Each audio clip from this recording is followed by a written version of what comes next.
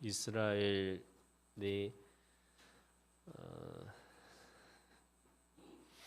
이 로마의 이 치하에 있으면서 식민지 생활을 하고 있는 이 와중에 이들이 바벨론에서 나와 가지고 다시 국가를 세우는 이 과정에서 저마다 이 아브라함의 자손이라고 하는 이 모토를 가지고 신앙의 운동을 각각 다 했었어요. 그 신앙의 운동이 이 네 가지로 그 당시에 사람들한테 나타났어요. 첫 번째는요, 이 바리새인들이라고 하는 사람들이었어요. 원래 바리새인이라는 말이 이 구별된다라는 뜻이 있어요. 그러니까 이 바리새라고 하는 이 사람들은 하나님의 율법을 중시하고 그 율법을 철저하게 이 회당 중심으로 공부를 하고 그 공부를 하는 것을 따라서 그 말씀대로 살려고 하는 사람들이 바리새인들이에요. 그래서 이들은 영적인 세계도 인정하고 또 말씀을 하나하나 자구로 잘 따르려고 그렇게 1.1핵이라고 하는 그 율법을 중심으로 해서 자기 삶을 잘 지켜내려고 했던 사람들인 거죠. 그러니까 바리새인이라는 이 사람들의 이 파가 원래는 이게 예수님 당시에는 그들이 타락을 해서 그것이 예수님에게 이 비판을 당하고 그렇게 살았지만 원래 의미는 좋은 의미인 거죠. 하나님의 말씀대로 그 말씀을 가지고 잘 살아야겠다 이런 거예요. 그래서 구별된 삶으로 살겠다 이런 거예요. 두 번째가 사두개인들이라는 사람들이거든요. 이 사두개인이라는 말은 이게 사독이라고 하는 이 제사장의 이름을 딴 것이 아닌가라는 것으로 이들은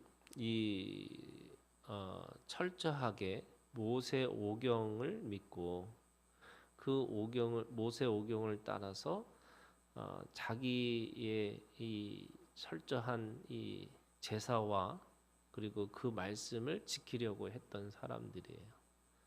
근데 이들은 어떤 영적인 것보다는 대단히 실제적이고 또 이성적이고 그리고 실생활적인 그런 철저하게 이 논리적이고 합리적인 사고를 가지고 신앙생활을 하려고 했던 사람들이에요.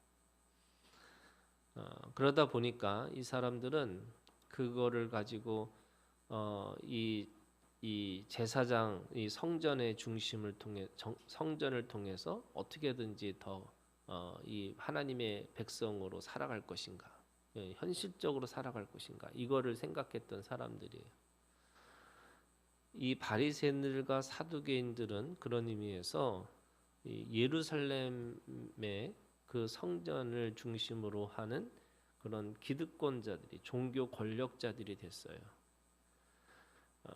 말은 구별되고 또 말은 이 제사장을 중심으로 해서 제사를 드리면서 그 자신의 실제적인 삶의 거룩함을 지키려고 했던 의미에서는 좋은 의미였지만 결국에는 종교 권력자들이 돼서 자기네들이 말하는 것과 그 실제 삶이 다르게 나타나는 거죠.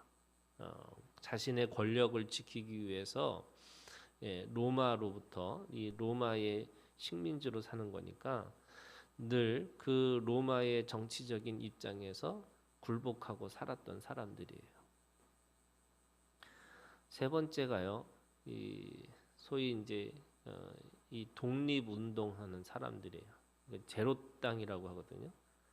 이 사람들은 이 자신의 이스라엘 백성들이 로마로부터 해방이 돼야지만 진정한 이 다윗의 왕국이 세워질 것이다 이렇게 믿는 거예요.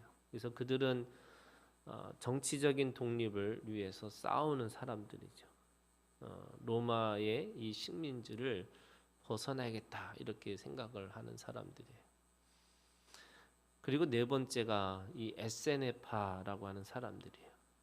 이 사람들은 이 기존에 있는 종교 권력자들 그리고 너무나 정치적인 이것을 통해서 이 폭력을 사용하고 이 뭔가 이 정치적인 이런 투쟁을 통해서만이 자신들의 그런 이 하나님이 주시는 이 이스라엘을 회복할 수 있다라고 생각하는 것에 대해서 몸으로 거부하고 이 광야로 들어가서 사는 사람들이에요. 아예 그거를 거부하는 거죠. 그들의 일상의 것을 거부하고 자신들의 그 경건한 삶으로 살아내는 게 더 중요하다 이렇게 이야기를 하는 거죠. 그런 의미에서 이 네 가지의 이 종교적 이 운동, 이스라엘 사람들한테서 나타났던 이 모든 것들이 예수님이 이 네 가지에 대한 비판으로 사실은 오신 거고 세례 요한은 에세네파 중에 한 사람이 아니었을까 이렇게 얘기를 하는 거예요. 그리고 예수님은 그들의 그것을 지지하고 있는 그 에세네파 중에 한 사람이 아니었을까 이렇게 생각하는 건데 사실은 예수님은 이 네 가지를 다 거부하셨어요. 그래서 이 바리새인들의 거룩함이 무엇인지 또 이 사두개인들이 가지고 있는 이 경건의 삶이 뭔지 또 진정한 독립이 하나님의 나라가 어떤 것인지 그리고 이 에세네마처럼 고립돼 가지고 자신들의 어떤 이 거룩함을 지키려고 했던 것이 어떤 건지 이 모든 것을 극복하셨던 분이 예수님이시거든요. 그 극복의 가장 중요한 핵심이 뭐냐면 이 네 그룹이 다 뭐냐면 이 이스라엘이라고 하는 구원에 사로잡혀 있다는 거예요. 민족에 사로잡혀 있는 거죠. 그리고 그 민족에 사로잡혀 있는 이것이 어떤 거냐면 선민 사상이에요. 그러니까 이스라엘 사람들이 하나님의 백성이라는 그런 것에 사로잡혀다 보니까 그 선민 사상이 선택된 것이 도대체 어떤 의미인지를 잘 모르고 있는 거죠. 그래서 거룩을 자기에게 거룩을 지키는 거고 또 경건한 것도 또 자신이 가지고 있는 신앙이라는 것도 또 하나님의 나라라고 하는 것도 다 자기 민족의 중심으로 생각을 했던 겁니다.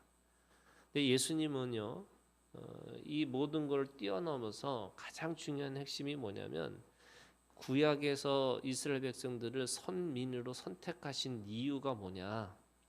그것은 열방의 제사장의 나라로 세우시려고 했다는 거예요. 그 열방의 제사장의 나라라는 것이 뭐냐면 그 하나님께서 왜 이스라엘을 선택해서 하나님의 민족으로 세웠냐면 다른 나라에게 하나님의 그 구원의 통로가 되게 하시기 위해서 그들을 세워나갔다는 거예요.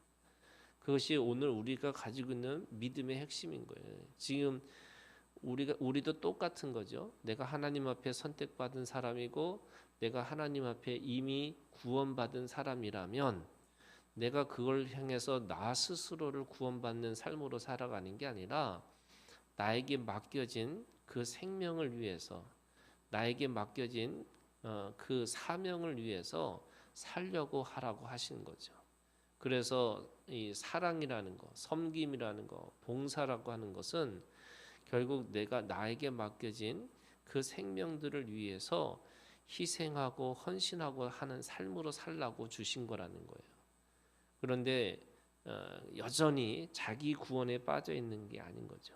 그래서 오늘 이 세례 요한이 가지고 있는 예수님을 기다리고 있는 이 두 가지 관점에서의 이 사역이 있었는데 첫 번째가 뭐냐면 그들이 이 세례 요한은 광야에서 그 에세네바처럼 광야에서 경건적인 삶으로 살아내는 것으로 있는 것이 아니라 바로 오실 메시아, 모든 자신의 민족을 넘어서 구원의 메시지를 가지고 구원자로 오시는 그 예수를 이 미리 선포하고 미리 준비하는 자가 되셨고, 뿐만 아니라 이제는 그 삶이 자신을 위한 삶이 아니라 나누고 베풀고 섬기는 삶으로 살아가는 것을 이 세례 요한의 메시지를 통해서 말씀하고 있는 거죠.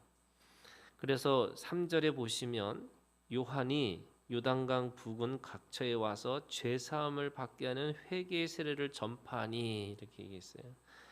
이 회개의 세례라고 하는 것이 뭐냐면 모든 그들이 가지고 있었던 기존에 있는 종교 의식 또는 종교의 특권이라고 하는 그 모든 것에 대해서 회개하고 돌아오라 이렇게 얘기하는 겁니다.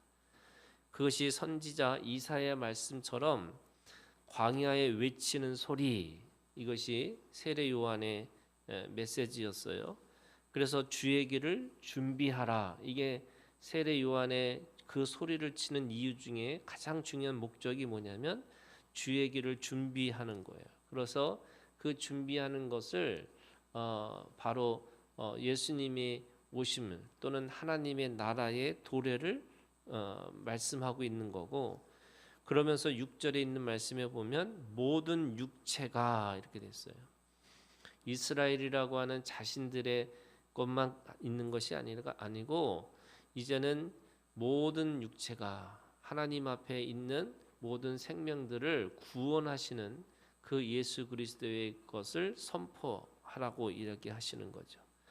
그러면서 7절부터 우리가 읽은 이 14절까지는 결국에는 지금에 있는 이 종교의 이 지도자들이든 이 종교의 세력이든 종교가 가지고 있는 그들의 가지고 있는 것들이 뭐냐면 바로 열매 없는 그런 그들의 신앙 생활, 열매 없는 믿음에 대한 이야기를 아주 신랄하게 비판하고 있는 겁니다. 그래서 이 세례 요한은 그들을 향해서 그 기존에 있는 그런 이 종교 세력들에 대해서 이 독사의 자식들아 이렇게 얘기하는 거죠. 그게 7절에 있는 말씀입니다. 그 독사의 자식들을 향해서 뭐라고 말씀하시냐면 8절에 회개에 합당한 열매를 맺고 속으로 아브라함이 우리 조상이라 말하지 말라. 내가 너희에게 이르노니 하나님이 능히 이 돌로도 하나님의 자손이 되게 하시리라. 그러니까 자신들이 선민 사상이라고 하는 선민 의식이라고 하는 이것을 가지고 있는 걸 통해서 그 자신의 열매 없는 그런 신앙생활, 열매 없는 그 삶에 대해서 그들을 향해서 아주 분명하게 비판하고 회개할 것을 촉구하고 있는 거죠. 그러면서 아주 구체적으로 얘기합니다. 12절에 보면 세리들에게 또 14절에는 군인들에게 각각 자기에게 맞는 그런 직업들을 가지고 있는 사람들에게 자신의 삶의 아주 구체적인 그런 삶의 열매를 맺으라고 이렇게 얘기하고 있는 거죠. 그것이 열매에 있는 거예요. 그것이 오늘 우리가 믿는다라는 말이 어떤 의미냐면 요한일서로 얘기하면 보이지 않는 하나님을 사랑한다면서 보이는 형제를 사랑하지 않는 것, 그것은 보이지 않는 하나님을 안 믿는 것과 같다는 거예요. 그 사랑이라고 하는 실제가 없으면, 내가 희생과 헌신이라고 하는 실제가 없으면 아무리 내가 대단한 말을 하고 대단한 감성을 갖고 대단한 어떤 의지를 갖고 있어도 그거 아무것도 아니다 이렇게 얘기를 하고 있는 거죠.